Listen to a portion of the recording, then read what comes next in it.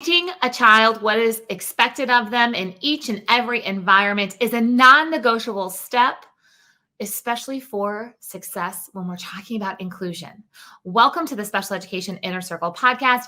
I'm your host, Catherine Witcher, and I'm going to give you really quick some steps that you need to take as a parent, teacher, admin, therapist to make sure that inclusion is successful this school year.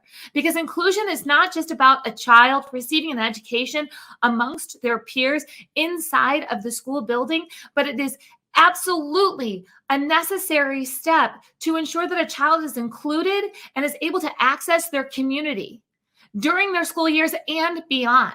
For those of you that don't know, I have a brother who is 43 with Down syndrome, and he's accessing his community every day. He just moved down to Florida with my mom. They're out, dancing and eating at restaurants and going to the golf course and doing those things. But you know what? It takes work to get there. And that work starts in our school system, but too often we are setting our students up for failure.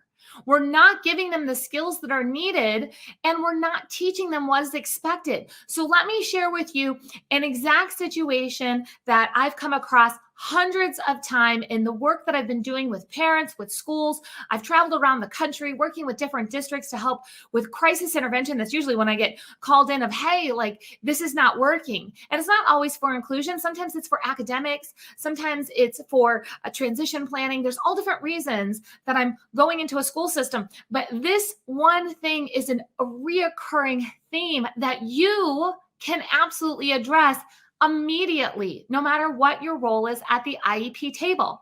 And that's making sure that a child knows what is expected of them before they go into an environment. Now, typically, this miscommunication happens when we have a child who is spending a core amount of their day in special education, and then we're looking for opportunities for the child to be typically in a larger environment or with students who do not have IEPs, and we just transition a child into this new environment, and we're teaching them, hopefully we're teaching them in the moment what's expected of them, but we're not pre-teaching what needs to happen before we go into that environment. So it becomes this chaotic situation, and it can be as simple as this.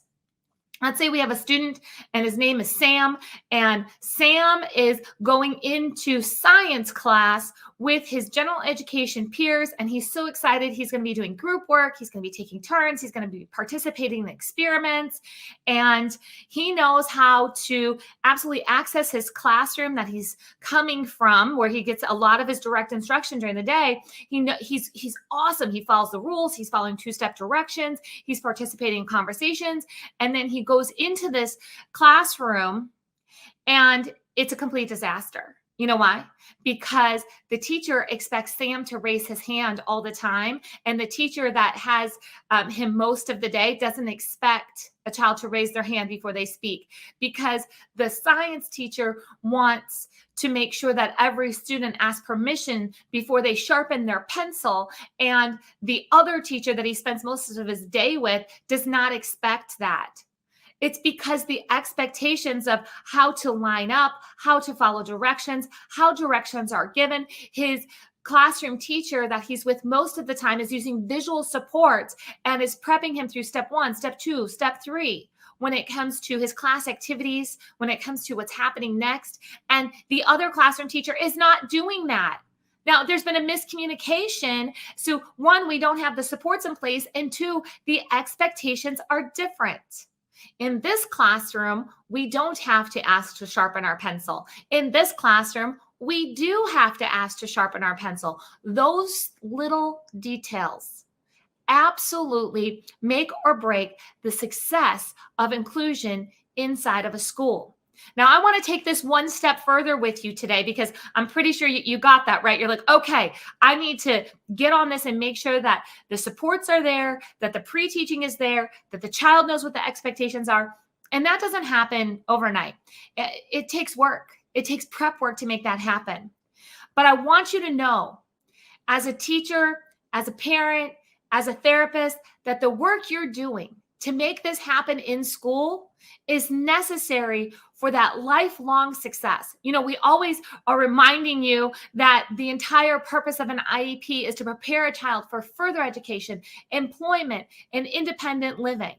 So this morning, as I'm sitting at church and I'm thinking about you here, the listener on the podcast, the community that we have on Facebook and Instagram and YouTube, I'm thinking about you, and I'm thinking about, what does it take to access this environment? And how many families in the disability community cannot access this environment because the supports are not there, the pre-teaching has not been done, the communication between the disability community and the general education community has not happened. It's the same thing. It replicates over and over and over outside of the school system.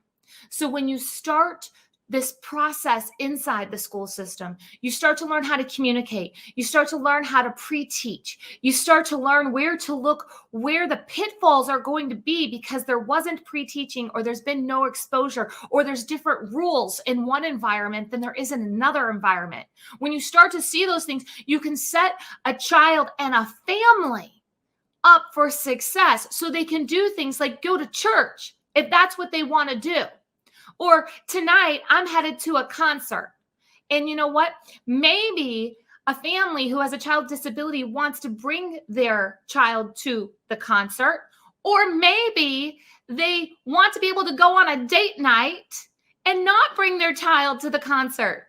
And both of those have their own sets of challenges. And the reason I want to talk about that just for a minute is because it goes all the way back to what we just talked about in setting a child up for success for inclusion at school. It absolutely trickles over into what happens in the community. So we have families who have children with disabilities who are not going to a concert, even if the child would enjoy it, because this transitioning from one environment to another, being able to pre-teach those expectations, being able to give exposure, that's not happening, and that hasn't been happening for years and years and years in the school system. So access to things in the community are really hard. Or let's go to not to the child who's going to attend the concert with their family, but the child who cannot stay home with a babysitter or a caregiver or a respite worker because things are difficult. It might be behaviors, it might be eating and sensory needs, it might be communication. These things are extremely hard, and it is limiting the independence of the child to the point of even when they have help, it doesn't work out. So again, pre-teaching and teaching expectations of what happens when there's a caregiver, what happens when there is somebody there to help provide respite. What happens when mom or dad are home? This happens in the house. When the caregiver is here, this happens in the house. Those are two separate situations. And there's two different expectations of behaviors. Things happen different when mom and dad's not in the house. Things happen different when the caregiver is there. You're allowed to do certain things. You're not allowed to do certain things when there's a caregiver versus mom and dad that are there. So a parent versus a caregiver, even a grandparent versus a parent. We all know that, right? Like, I have children. What my kids could do when grandma was in charge was different than what they could do when mom was in charge with things. And they learned those expectations. All of this is connected. This is why I get so passionate about getting the right IEP goals, the right supports in, and making sure that we're preparing a document that works in the real world, because that's what we're preparing for. Bottom line is, school is a short amount of time compared to a child's lifetime. So if we are only focusing on making sure the IEP is working in the moment to get a child through school, to get the best grades, or we're only working on making sure that a child is surviving through their school day, that is not providing that preparation for further education, employment, and independent living. If we're truly going to prepare a child, we need to think about, what are you doing today? What are you doing today that a family of a child with a disability may not be able to do because their child has not had the pre-teaching? their child has not had the supports in multiple different environments, and you have not tested out what is needed to transition from this environment to that environment, what is needed to make sure that Sam, the student that we just talked about earlier, can make it from his fully supported environment transitioned into another environment that has different rules and different expectations. What's the prep work that needs to happen? Because that's the prep work that needs to happen to ensure that a child can access their church, a community concert, the farmer's market that's down the street, the grocery store, and Target. We have to make sure that we are doing the prep work for a child to be set up for success, because it's typically not that they can't do it. It's that nobody prepared them to do it.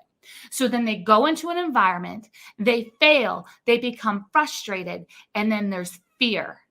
The parents are fearful, the teachers are fearful, and the student is fearful of failure the next time because we didn't prepare the right way the first time. We didn't think it through.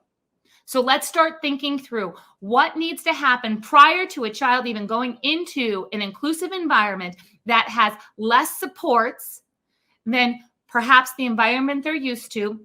And again, that's the same thing as we have home and we have a lot of supports. And when we take the parent out of the home and put in a caregiver, that's a different level of support. We have home that has a lot of supports, and then we have a concert down the street that has less supports. We have less control over that environment. Again, do you see the similarities? We have a special education trained professional that's working with a child. And when that professional is not there and the general education teacher is in charge, or the gym teacher is in charge, or the librarian is in charge, or the lunchroom monitor is in charge, what do we need to do different to make sure the child is set up for success? Because it's not just about school, it's about community access. And again, I challenge you to think about, what are you doing today that's going to be difficult for your own family, ongoing, or if you're a teacher, for your students' families, and how can you use the school environment to help prepare the child for life? I'm going to encourage you that if you liked this conversation, you're going to love the Master IEP Coach Mentorship. Go hop over to masteriepcoach.com. I can't wait to see you inside of our Master IEP Coach community, where we're leveling up and becoming the idea bringers, solution finders, and team builders at the IEP table, because we know as Master IEP coaches that every child absolutely can be prepared for further education, employment, and independent living in whatever way they need to meet their unique needs. Hope to see you guys over at masteriepcoach.com. I'll talk to you soon.